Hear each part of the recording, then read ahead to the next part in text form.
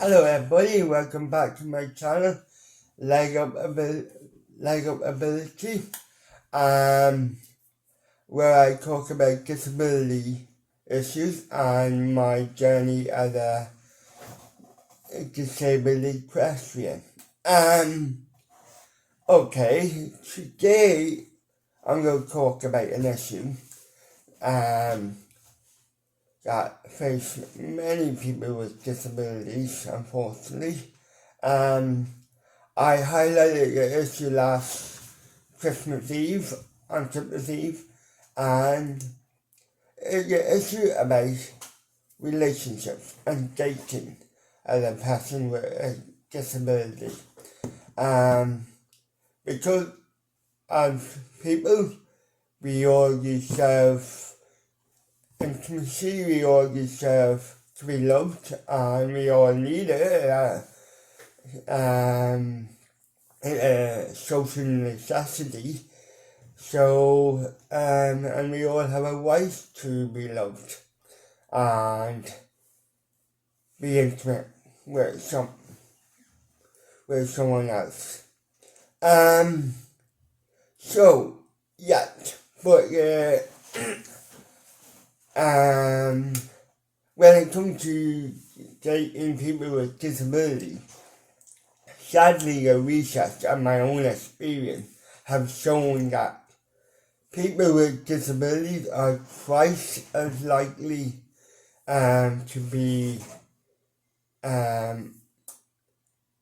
living on their own, twice as likely to be single. Like one Swedish study in 2021 highlighted that point.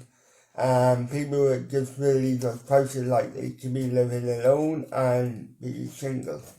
Then a 2017 Ethiopian study out of it was a small research paper where they sent out questionnaires to 400 people, and out of those 400 participants, 85% of the people said they wouldn't date someone with a disability.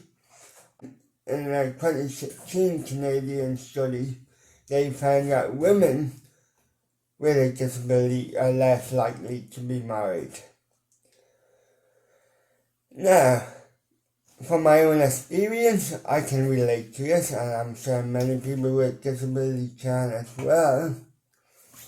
I have had some negative experiences when it comes to dating myself, and I can relate to these studies. Case in point, I've been single all my life, and I had close relationships with friends, female friends. Yes, I do. But they never went further. So in that sense, I've been single.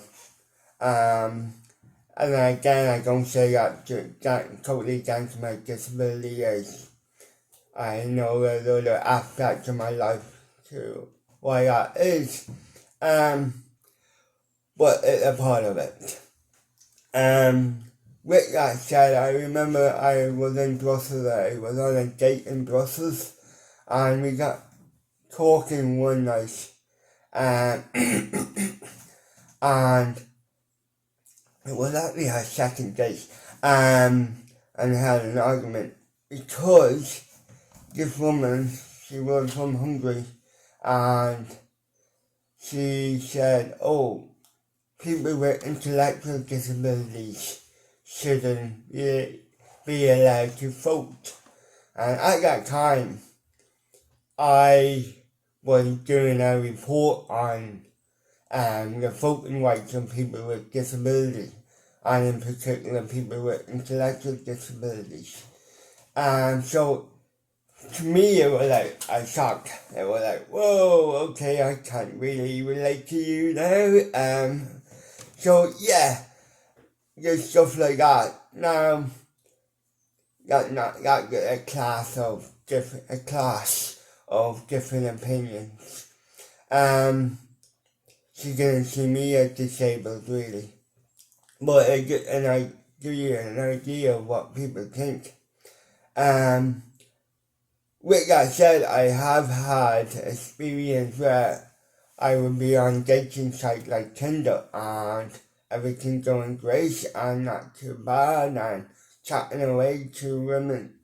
And then when I disclose my disability, literally I'd be cut off. I have had experience where I've been cut off or you kind of I think ghosted because I have a disability. And I remember another time I was chatting to a girl on Tinder, and that was fine, it was great. Then I met up with her, and we started chatting away, and nothing happened. And the next day I texted her, and she said, "Oh, I'm sorry, I didn't realize you had special needs," which I obviously don't. But because I talked differently, she thought I had special needs. So that's just one negative experience, and I have had many other ones like that as well. Like I said, I have plenty of experience of lovely dates. It brings me on to the next problem is, when do you disclose your disability, or should you disclose because I actually do feel like whenever I was on dating sites that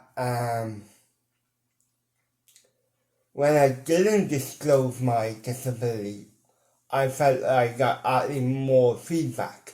But when I did disclose my disability, I felt and kind of noticed that feedback was less. Talk about why it should be.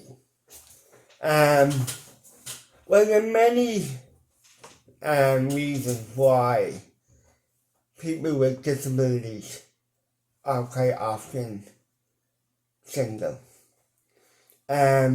A 2016 South African study noticed that there was a lot of stigma toward people with disabilities and dating people with disabilities. Should people date people with disabilities? There was a lot of anxiety and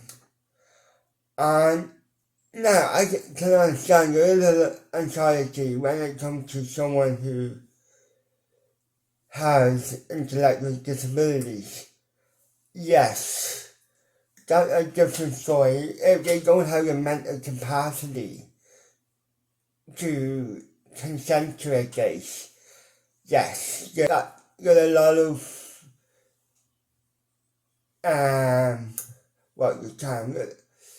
there's a lot of just dangers there that a problem that can expose the person to abuse. So yes, but that's a different topic. And in one sense, like this video is just about general disability and dating. But it is a reason why to have anxiety around it. And then, yes, the next one of the other concerns that the study found was when a person, what am I trying to say here? Sorry. There was concern from people with disabilities, thinking that they would become the carer of the person with a disability if they decided to date and they weren't sure about the burden. Would they be able to cope with the burden of caring for their partner? And that is, I have similar experience to that. And so I remember watching an interview on Instagram of a plus size model, and she was promoting body confidence and body wise, and that men should date plus size women. And I posted a question and saying, would she date a man with a disability? And flat out, she said no. And even the interviewer agreed with her, said no, that they wouldn't date a man with a disability. And the reason why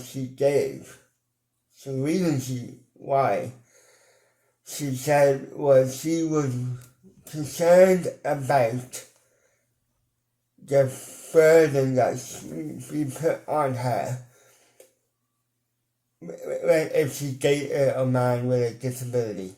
And she was concerned about if she did something nice for the man with a disability, would the man automatically say, hold on, are you doing that because I have a disability or because I'm a person?